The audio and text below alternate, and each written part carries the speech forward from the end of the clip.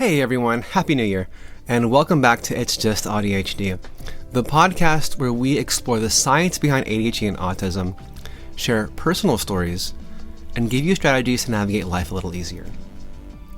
Today we're diving into some fascinating and honestly kind of overwhelming trends about ADHD in 2024, and some predictions about ADHD in 2025. I was sick when we were scheduled to record this, so Tara and I recorded separately this week. I'll kick things off with diagnosis trends, the latest from the DSM, and the ongoing medication shortage that's been making life so challenging for so many of us and our ability to function. Then I'll hand it over to Tara to talk about her predictions for 2025, including how ADHD and autism are classified, misconceptions in the media, why we need a new branch of medicine, and the practical differences in coaching techniques for ADHD, and why standardized regulations and accountability are so important. Welcome to It's Just AuDHD. We're two curious ADHD coaches, and we're going deep on the how, the why, and the strategies to get through the difficult moments, and how to make the best of life with AuDHD. I'm John, and I've got an adult diagnosis of ADHD. And I'm Tara, and I have a late-in-life ADHD diagnosis and an even later autism diagnosis. We're going to be diving headfirst into the messy and often complicated research around ADHD and autism. And we're bringing you along for the journey as we break it all down and make sense of everything. Because sometimes it's just life. And sometimes it's just AuDHD. So let's start with the big picture. ADHD diagnoses have been steadily increasing across all demographics, but 2024 has been significant.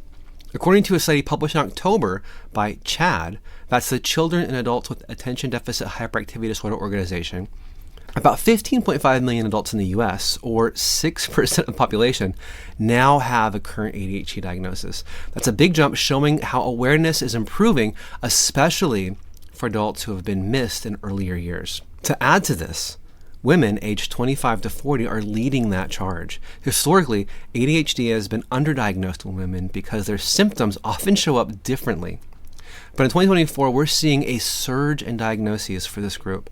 The Financial Times linked this trend to greater awareness of ADHD in women, thanks to social media platforms like TikTok, where people are sharing their stories and symptoms. So shout out to everyone breaking the stigmas and creating community online. It's clearly working, so let's keep that up. Now, when it comes to kids, the numbers are also climbing. A report from opb.org earlier this year showed that about 1 in 9 children between the ages of 3 and 17 have been diagnosed with ADHD, and that's up compared to 2016. All right, now, to switch gears for a second and talk about the DSM, it's basically the reference manual for mental health professionals for making diagnoses. It got a big update in 2022, and we're still seeing the effects of that one today.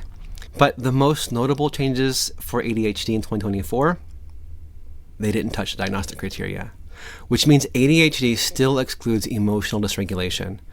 For autism spectrum disorder, though, in 2022, they made some tweaks to the language.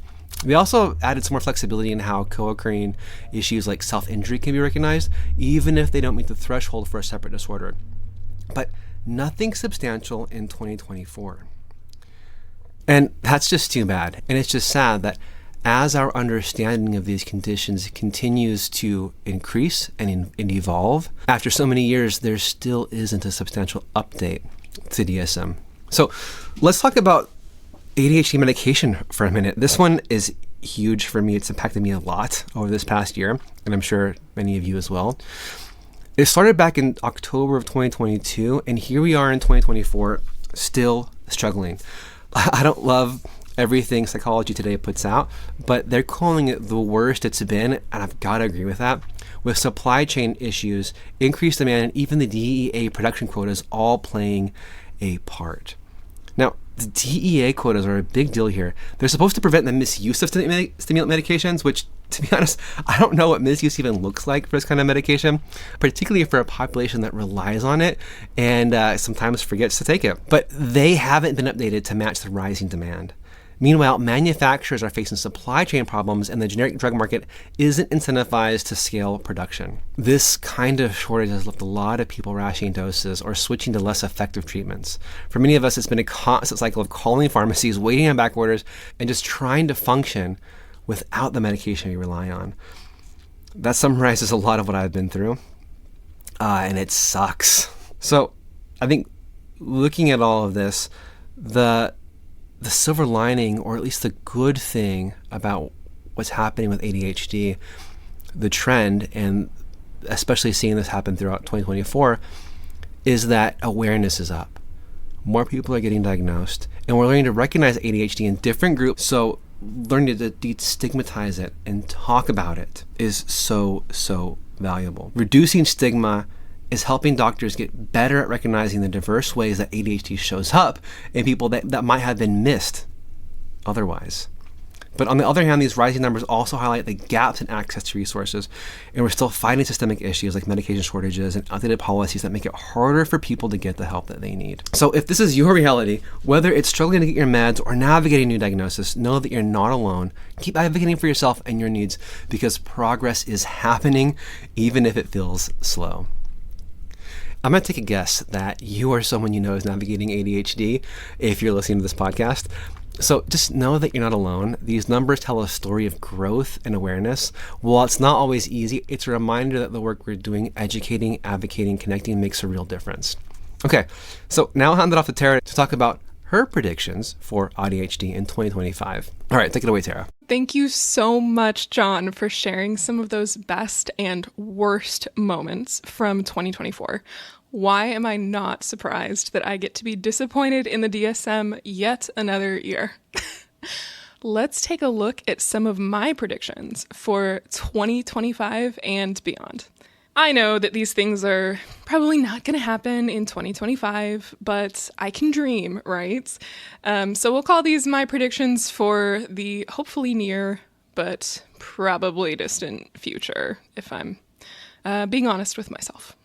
Okay, so prediction number 1 is that ADHD and autism will be broken into subtypes and classified based on gene clusters that you personally have inherited. So I guess wrapped up in this, there are a couple things. I think that diagnosis will change down the line. I think that it's going to be someday more genetics based when we have more of the technology and the knowledge to do so. And I also think that they will no longer be seen as homogeneous conditions. And I think that AuDHD, where you have the intersection of both, will be its own condition or several conditions potentially. So let me explain why I think that this is going to be the case someday. When we have general discourse about ADHD and autism, a lot of the stuff you read in the news is that we don't know what causes it. It's very mysterious. And I think that part of this comes from the difference in the way that the scientific community speaks and the way in which the average person speaks. So take, for example, the term theory. A theory in the scientific community is actually something that has had a significant amount of evidence. It's a lot stronger than a hypothesis. There's been repeated studies. Gravity, for example, is a theory. There's an overwhelming amount of evidence that gravity is real. Nobody, or at least most of the planet, is not questioning the existence of gravity. But scientific terminology means that gravity is still a theory. The scientific community has a burden to prove beyond a shadow of a doubt that something is fact, particularly with something as sensitive as medical conditions. We can't just look at one study and say, yep, we've nailed it, this is it. We have to be able to reproduce those studies over and over and over to gain confidence that we think that this is what's really going on, because lives are at stake if we get it wrong. And every single study on the planet is subject to confounding variables, biases, flaws with the setup. And that is why reproducibility is so important. And so when researchers are looking at ADHD and autism, they can say, this is what we think is happening. We are trying to add to the growing body of evidence. That doesn't mean that we have absolutely no idea. But I think sometimes when journalists read that terminology, they take it to mean that we have absolutely no idea what's going on. And so you will see these articles published. Take, for example, the assumption that red dyes could cause ADHD. There may well be studies out there that show that kids that consumed red dyes had more severe symptoms of ADHD. Did the red dye cause the ADHD? Or could it perhaps be that one of the ingredients in red dyes can exacerbate the condition? Perhaps it interferes with dopamine production. Perhaps it's not the red dye itself, but an indicator that the kid is not having their nutritional needs met, which again would exacerbate symptoms. How do we know that these kids weren't already carriers of genes that encode ADHD? Correlation does not equal causation, but sometimes that gets lost in translation when you see reporting in the media. And so that's why you see all these articles where it's, we don't know what causes ADHD. Could it be this? Could it be that? Same thing with autism. Could it be this? Could it be that? Well, no. And that's also not really what the original study was trying to show. But it's like a rumor or a game of telephone. The more it gets passed along, the more those relevant details get lost. What I'm trying to get at here is that we do know that ADHD and autism are incredibly heritable. In the scientific community, it's not even a question of whether it's genetic. We're at the point where we're like, okay, but which genes? Like, it's not even a question of if, it's which ones. So we're well beyond that point of if. What's fascinating is that both ADHD and autism are polygenic conditions. So what this means is there is not one particular ADHD gene. There's not one particular autism gene. It's actually many, many, many genes, and your particular combination of genes is going to influence the presentation of your traits or symptoms, or however you choose to describe it. And so that is why we have so much variance in the presentations of ADHD and autism. You hear the saying, if you've met one person with ADHD, you've met one person with ADHD. Because we are all so different from each other. And part of that is because we each have our own combination of different genes. So this brings up another common media misconception. When you hear the term autism spectrum, people tend to think that this means that everyone on the planet falls somewhere on the spectrum of autism. And that's not actually what it's referring to. What it means is that of the folks who are autistic, the traits present on a spectrum. And so for one person, rigidity might be one of their predominant challenges, but maybe they don't have as much challenge in like a social arena. Like maybe they are better with reading other people's emotions, for example.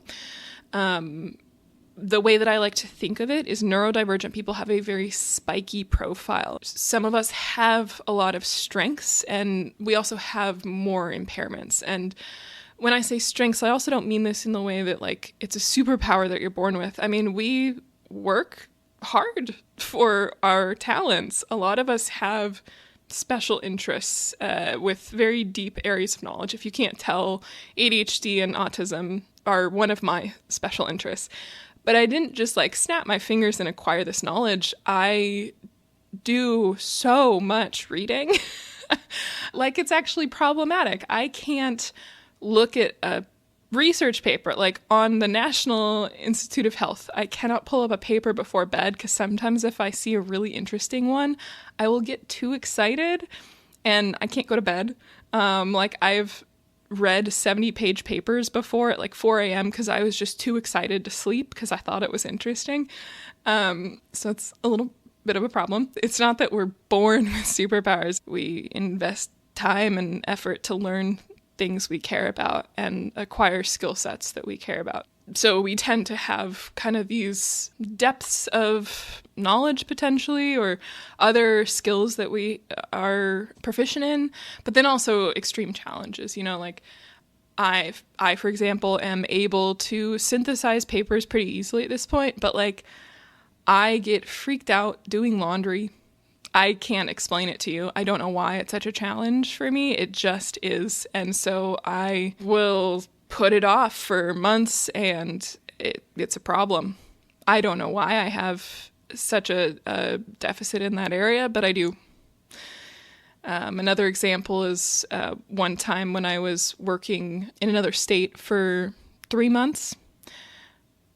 They gave us temporary housing for like an internship, and I could not deal with doing the dishes. I struggle with the texture of dirty food in water, like wet food. I don't know why it is so repulsive to me, which, by the way, if you have this same thing, I've seen a hot tip online, just wear gloves. I don't know why that didn't occur to me, but it didn't. And so I couldn't do dishes, but they'd have housekeeping come in once a week because we were in these teeny tiny little, basically extended stay, Holiday Inn type of things. So they'd have housekeeping come in once a week to grab your trash. And I was so embarrassed by the dirty dishes everywhere. It probably was unsanitary, honestly, but I would stash it away in my closet so that they couldn't see that I had these filthy dishes sitting around, but I couldn't bring myself to clean them. That's a deficit. That is a low point on my spiky profile. So this is what it is meant when we refer to the autism spectrum, is that there is a spectrum of presentations. Now, your particular profile is dependent on the flavor of genes that you inherited, which is what is so fascinating. So they're starting to do research that is showing preliminary results. There are particular genes that make you more predisposed to, in particular, oppositional defiance disorder with ADHD. There are particular genes that correspond to rigid behaviors with autism. And there's many such examples of these studies, but it's incredible that we're not just looking at the genes for the conditions themselves, but actually starting to look at the genes for the traits. And so this is what I mean. I think at some point in the future, we're going to be able to pair your lived experience with your particular genes and put those together and be able to say, you have this particular flavor of neurodivergence, and come up with more precise labels for it that would also help with finding community, honestly, finding similar people, finding treatments for, the genes encode proteins, right? That's their whole goal in life. That is the whole purpose of genes, is to encode proteins. Those proteins aren't single-purposed. So when you have a gene mutation and the proteins that it's creating are different in some way, that can have other outcomes beyond just ADHD or autism. And we're going to talk about this in my third prediction more. But it can also lead to things like autoimmune disorders. And so being able to use your specific genetic presentation to assist with those downstream effects like autoimmune disorders or even things like epilepsy or other comorbid conditions is, I think, where this is going to go directionally. That segues into another one of my predictions for beyond 2025, we'll call it. I think that at some point we will have our own branch of medicine. And let me explain why I think that's the case. So today, if you were to go to school and you're like, I want to get a degree where I can work with people who have ADHD and autism, it's a little funky, the path that you would have to take. So you wouldn't necessarily get a psychiatry degree. There's actually an article from Attitude magazine that mentions that 93% of psychiatrists don't receive formal training on ADHD, which is concerning to say the least, because they are the ones who are diagnosing us and prescribing us with medications. So, not great. You wouldn't go into psychology. These things are not covered under the branches of traditional psychology. You would need to get a neuropsychology degree. That's the more typical degree path. But what neuropsychology covers is basically brain-based differences. So, okay, that tracks. These are brain-based differences. But it also includes things like brain tumors, things like Parkinson's, Alzheimer's, car accidents, drug and alcohol abuse. And then ADHD and autism are kind of the other category covered by neuropsych. And I would argue some of those don't fit as well, because ADHD, autism, you're born with those. That's your entire life. They're genetic. They have impacts on mental and physical health. Whereas a car crash it doesn't feel the same. It doesn't feel like those should necessarily be the same doctors, right? I don't know. Maybe that's just me. It just doesn't feel like a good fit necessarily. The problem, I think, with this level of siloing is that we end up with these deeply specialized individuals, and medicine tends to be focused on depth versus breadth. I don't know if I'm explaining this well, but here's what I mean. So if you go to a general practitioner, they usually won't be the ones who are saying you have ADHD or autism. You'd go to a specialist for that, and they would do an evaluation. Okay, so what happens if you come in and you have an autoimmune disorder? Well, you'd go to an entirely different doctor. What happens if you come in and you have an allergy? You'd go to an allergist. Well, a rheumatologist would be the term. They generally don't have any sort of training in ADHD or autism. But what studies are showing is that it is significantly more common to have things like autoimmune disorders, to have things like allergies, all that sort of clustering of symptoms with ADHD and autism. And in fact, to my point earlier about genetic research, we're finding the genetic links that encode those differences and have those common paths. One of those theories is actually called the RCCX theory. And when I say theory now, I'm using it in a layman's way. This, from a scientific perspective, is a hypothesis because there's very limited research.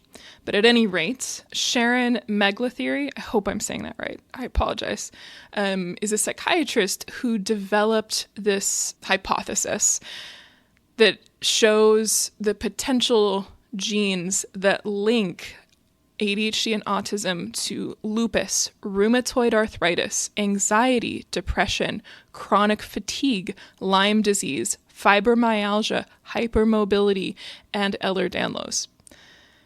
So if you have any of those things on the list, worth having a chat with your doctor if you are also diagnosed with ADHD and or autism, because they are significantly more common for us than for other individuals. In fact, I call it the Holy Grail. This is a very common clustering of 5 things. It's ADHD, autism, POTS, which is postural orthostatic tachycardia syndrome, mast cell activation syndrome, and hypermobility. Don't worry, we have a number of episodes planned for this in the new year that we're going to deep dive into that explain the connections across all of these different things, but the research shows that it's more common. Unfortunately, RCCX theory or hypothesis is hard to prove. And it's because it's reliant on this concept of having copy number variants of particular genes. So what does that mean? Well, we talked about it a little bit in our first episode. The way that they, in a lab, look at your genetics, your genes don't come through all completely intact in one nice long strand, and it's not some person sitting and reading all the bases.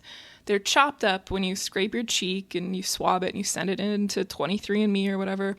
They're chopped up into little pieces. And so it's their job to look at those little pieces and say, oh, this really looks like this chunk from this chromosome.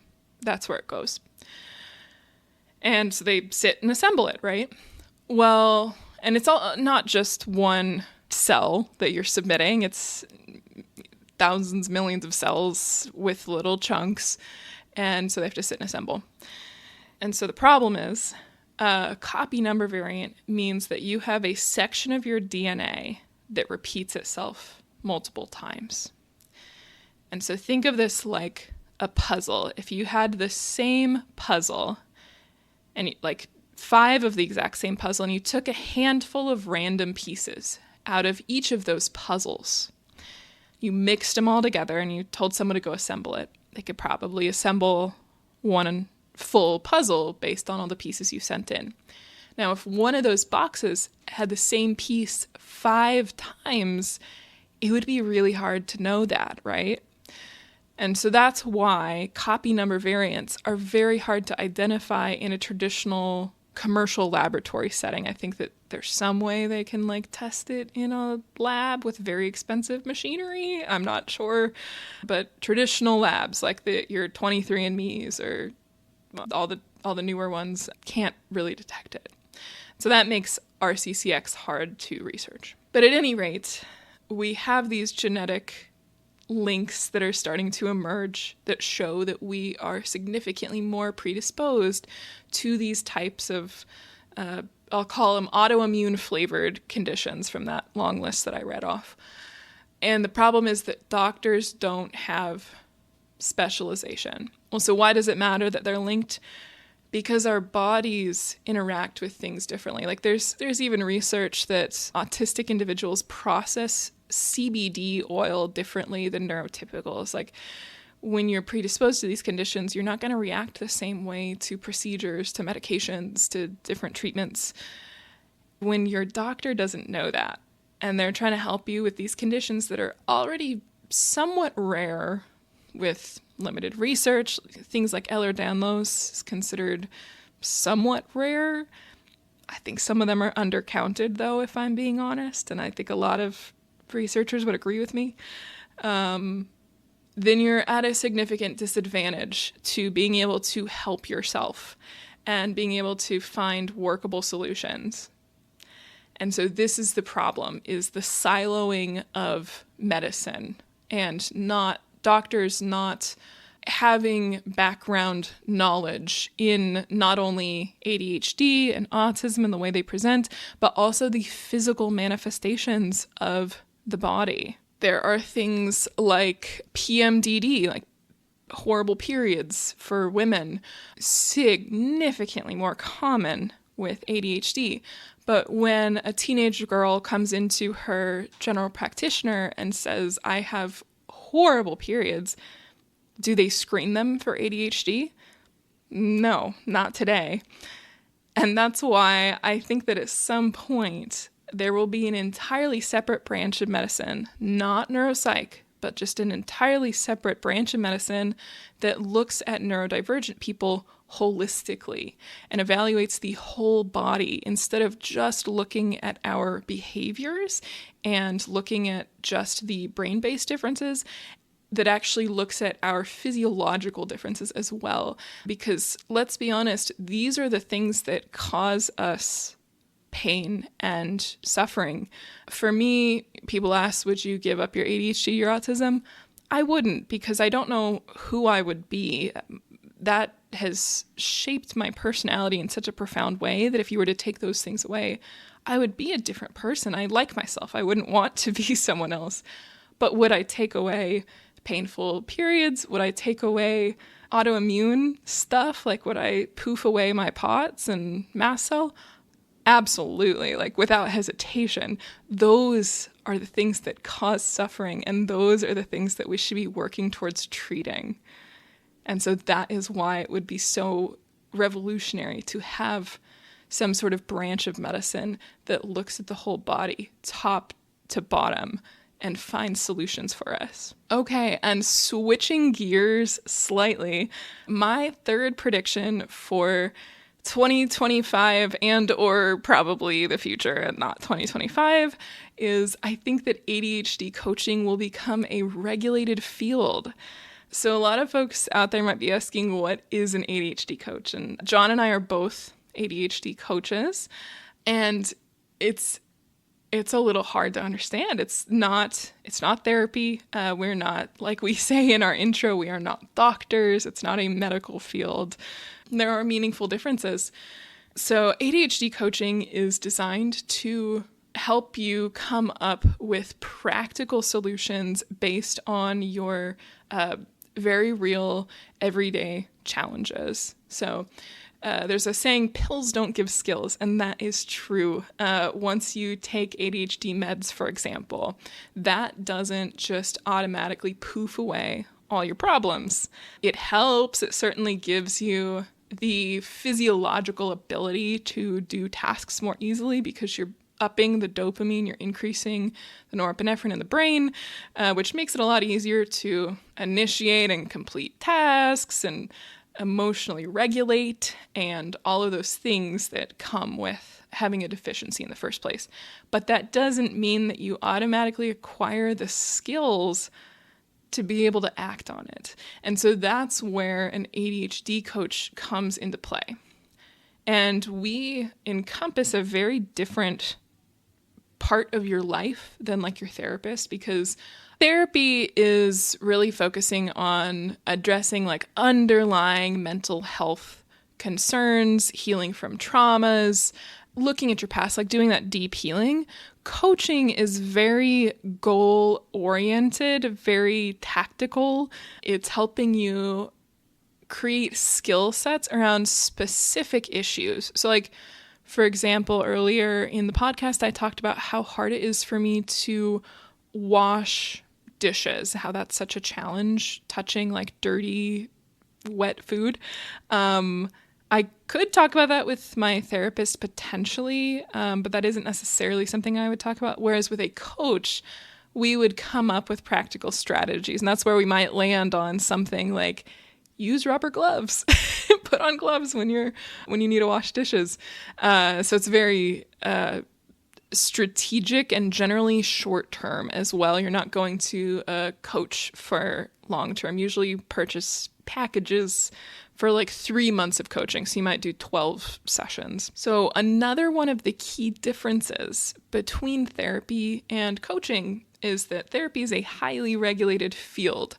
There is licensure, and in fact, there's legal culpability. Like, you cannot harm your patients. You can get your license taken away. You can have bad outcomes if you are abusive as a therapist, and there's a regulatory board that enforces that. But again, therapy is regulated.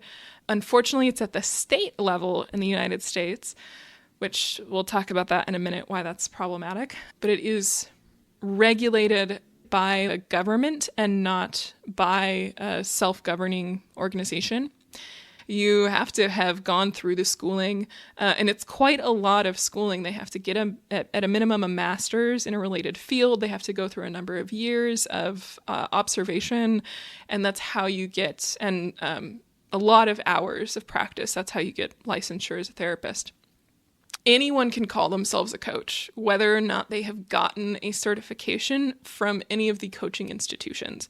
And that is where you can get into trouble. And we see this a lot, less so with the field of ADHD coaching, but more so in the field of life coaching.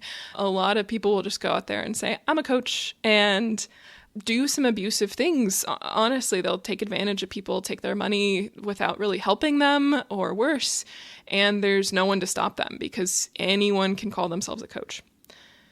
Now, I think that some therapeutic regulation has gone a little too far. So like I said, it's regulated at the state level.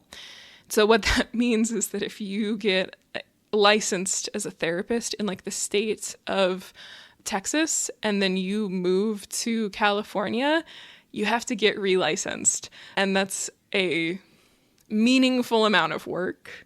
That's also why a lot of folks might have run into the issue if they transitioned into telehealth therapy. If you go on vacation or something like that, your therapist isn't allowed technically to treat you. I think they made some exceptions during COVID because we all needed therapy and we couldn't come in person, and a lot of people did go remote, but those exceptions are not in place anymore. So today your therapist is not supposed to see you if you are out of state unless it's like a medical emergency or something like that. Part of that is because if you do become a threat to yourself, they need to be able to know where resources are located in your area. So there's, there's some good reasoning behind that, but It also makes it challenging for therapists to have mobility, to move states, let alone countries. Like, my God, if you wanted to go work in the UK and you had gotten licensure in the United States, well, say hello to a lot more schooling and training, even if you've been in the field for 20 years. Now, on the coaching side, we're underregulated for sure. Because again, anyone can call themselves a coach. My prediction as well is I don't think in the future that ADHD coaching will be considered coaching at all. So there are different flavors of coaching. There's like life coaching, there's executive coaching, which is more focused on in the workplace. So a lot of like CEOs get executive coaching, and it's effectively someone to go talk to about your work decisions. And then there's ADHD coaching. ADHD coaching doesn't fit with the ones that I stated before, in my opinion. And unfortunately, what I've sometimes observed is that ADHD coaching can feel like an add-on. It can feel like it's life coaching with a twist, whereas ADHD coaching needs to be radically different. So to give some specific examples, when you are doing life coaching or executive coaching, in general, you let the client set the topic of the session. So you'd say, okay, what do you want to talk about today? And the client would bring something to you. Well, with ADHD, we have memory impairments. And so we can't always necessarily know what we need to talk about. Like, we can say, I'm struggling. They go, okay, on what? What do you want to talk about? And you go, I don't know. I'm just struggling. You can go, work is hard. And so it's very, it's different. Approach that I like is if the client comes and at the start of their 12-week package or whatever, this is what my coaches have done with me, because I've received coaching before I became a coach. They'd have us write out goals, and we had like a list of 10 goals, and my coach helped me come up with them together, and we would revisit them on every session. We'd say, okay, we checked off number 2 last time. Do you still feel like those solutions are working for you? If not, let's revisit it. If so, which of these other ones feel most relevant to you this week? And I could go, ooh, number 7, actually, that came up for me at work this week. And then we would talk about number 7. So kind of preceding the session with a list of topics that the client might want to address is very helpful, instead of just letting them like open-ended set the topic of the session, which is one of the tenets of life coaching. Another tenet that I think is a bit problematic from life coaching that doesn't work for ADHD clients is this idea that the answer is always within the client. And there's a good reason why they do it for life coaching. So the idea is you don't want a client to become reliant on you to solve all their problems. You don't want them to be coming to you for advice. You give it, and then you create this sort of dependency, because coaching is meant to be brief. And the principle behind coaching is that the client is always whole and complete. They don't have any deficits, and that the answer is always within them, and you're just helping them to find it and explore. Great principles. In practice, challenging for ADHD, because no matter how whole you are and self-actualized you are as an ADHDer, you may have never heard of Pomodoro technique. And that could change your life. And no matter how many questions I ask you, you may not reinvent the wheel and churn out Pomodoro technique, for example. I'm using this as just a very specific example. And so I think sometimes with ADHD clients, it's a little bit more necessary to be the teacher and to be the advice giver compared to like a life coach. Another example is asking retroactive questions. So with life coaching, you are not supposed to ask questions that really dig into their past, because you risk the potential of veering into a therapy type discussion. But this is a little different with ADHDers because we have memory deficits. And so a very successful technique that I have found with clients is you can ask them, okay, where have you had success, similar success before? And as a coach, you're supposed to refer them out to a therapist, which is why it's so important to get coaches who do follow some sort of ethics board or have some sort of certification in general, or something, because if they don't know to refer you out, then you could have just someone who's completely unqualified doing therapy things. And I would love to see it globally regulated such that coaches can help anyone from anywhere in the world, because needs don't change. Same thing with psychology. Like, the psychology of someone in the UK is not wildly different from someone in California.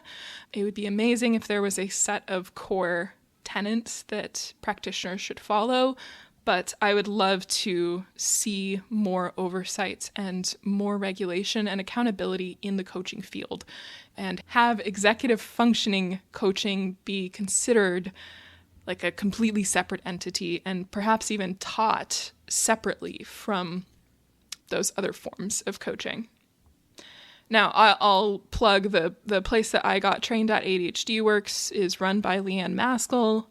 That was an amazing place to learn because she herself has ADHD and autism, and so she understands. She's written several books. She's even lobbied for the UK government to change their approach, and so she's very knowledgeable in the field. And so I felt like she understood all of the unique challenges that we face when I was receiving that type of coaching. Well, that wraps up my predictions for optimistically 2025, but realistically, someday, we hope. But let us know in the comments section, what are your predictions for the coming year or years? You guys can predict a little bit further out, just like I did. But let us know. We'd love to hear your thoughts. We'd love to hear if you think that this was spot on or if we got something wrong too. Hope you have a fantastic new year, and we will look forward to seeing you again in 2025 for a whole host of exciting new episodes.